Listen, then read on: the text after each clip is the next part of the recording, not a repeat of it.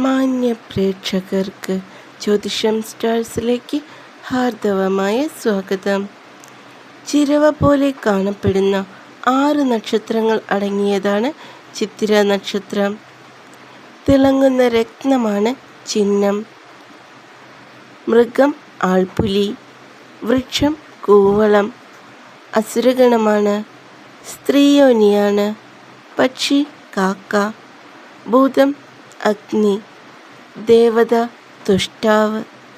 ചിത്തിര നക്ഷത്ര ജാതർക്ക് തികച്ചും ഗുണകരമായ കാലാവസ്ഥയാണ് 2026 വിഷുവർഷം പ്രദാനം ചെയ്യുന്നത്. ചെറിയ ദോഷങ്ങൾ ഉണ്ടെങ്കിലും ഈശ്വരാനുഗ്രഹത്താൽ അവയെല്ലാം മാറിപ്പോകുന്നതാണ്. ദമ്പതികൾക്കിടയിൽ ഐക്യവും സമാധാനവും ഉണ്ടാവുന്നതാണ്. മറ്റുള്ള വ്യക്തികളുടെ ഇടപെടലുകൾ ഉണ്ടാവാതെ ശ്രദ്ധിക്കേണ്ടതാണ്. അത് ഒഴിച്ചാൽ നല്ല ദാമ്പത്യബന്ധം ലഭ്യമാവുക തന്നെ ചെയ്യും. വിദ്യാർത്ഥികൾക്ക് വിദ്യയ്ക്ക് അനുകൂലമായ വർഷമാണ്. ഉപരിപഠനത്തിന് ചേരുന്നതിനും ഉന്നത വിജയം കരസ്ഥമാക്കുന്നതിനും വളരെ അനുകൂലമാണ്.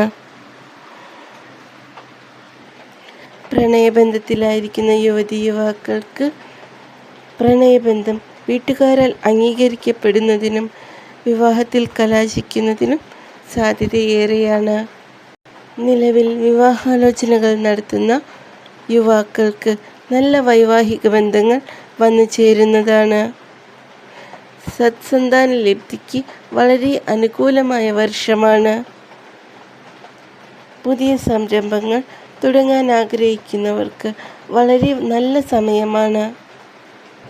വളരെ വലിയ സൗഹൃദ വലയം എല്ലാ കാര്യങ്ങൾക്കും കൂടെയുണ്ടാവുമെങ്കിലും സ്വന്തം സ്വകാര്യ ജീവിതത്തിൽ നിന്ന് ഒരകലം പാലിച്ചു നിർത്താൻ ശ്രദ്ധിക്കേണ്ടതാണ്. ചിത്തിര നക്ഷത്ര ജാതർ പൊതുവെ തൻ്റേടികളാണ്. എങ്കിലും സ്വന്തം കാര്യം മാത്രം നോക്കാതെ മറ്റുള്ളവരുടെ അഭിപ്രായങ്ങൾ കൂടി ശ്രദ്ധിക്കേണ്ടതാണ്. പുതിയ ധനാഗമ മാർഗങ്ങൾ തെളിഞ്ഞു വരുന്നതാണ്. എന്നിരുന്നാലും ധനം കൈക്കൊമ്പിളിൽ ഇരിക്കാതിരിക്കാൻ വഴികൾ ഏറെയാണ്. സസൂക്ഷ്മം അവയെല്ലാം ശ്രദ്ധിക്കേണ്ടതാണ്. ദേഹാരിഷ്ടതകളും അനാവശ്യ ചെലവുകളും സാമ്പത്തിക ബുദ്ധിമുട്ടുകളും വന്നു ചേരുമെങ്കിലും അവയെല്ലാം തന്നെ മാറിപ്പോകുന്നതാണ്. ആഴ്ചയിലൊരിക്കലെങ്കിലും ക്ഷേത്ര ദർശനം നടത്തുന്നതും യഥാശക്തി വഴിപാടുകൾ നടത്തുന്നതും പ്രശ്നപരിഹാരത്തിന് ഉത്തമമാണ്. നിലവിൽ രോഗികളായിരിക്കുന്നവർ അതതിൻ്റെ വിദഗ്ധരെ കണ്ട് യഥാവിധി പ്രതിവിധി തേടുക വഴി അവയെല്ലാം തന്നെ മാറിപ്പോകുന്നതാണ്.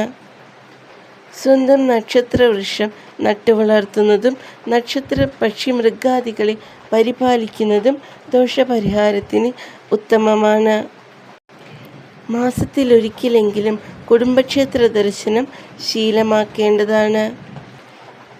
ആഴ്ചയിലൊരിക്കലെങ്കിലും, അതായത് ശനിയാഴ്ച ദിവസം ശിവക്ഷേത്ര ദർശനം നടത്തേണ്ടതാണ്. ഇതര മതസ്ഥർ സ്വന്തം ആചാരപ്രകാരം പ്രാർത്ഥനകൾ നടത്തേണ്ടതാണ്. ചിത്തിര നക്ഷത്രത്തിൻ്റെ പൊതുവായ ഫലങ്ങളാണ് ഇവിടെ പ്രതിപാദിച്ചിരിക്കുന്നത്. ഓരോരുത്തരുടെയും ജനനസമയവും ഗ്രഹസ്ഥിതിയുമനുസരിച്ച് ഇവയിൽ മാറ്റമുണ്ടാക്കാവുന്നതാണ്.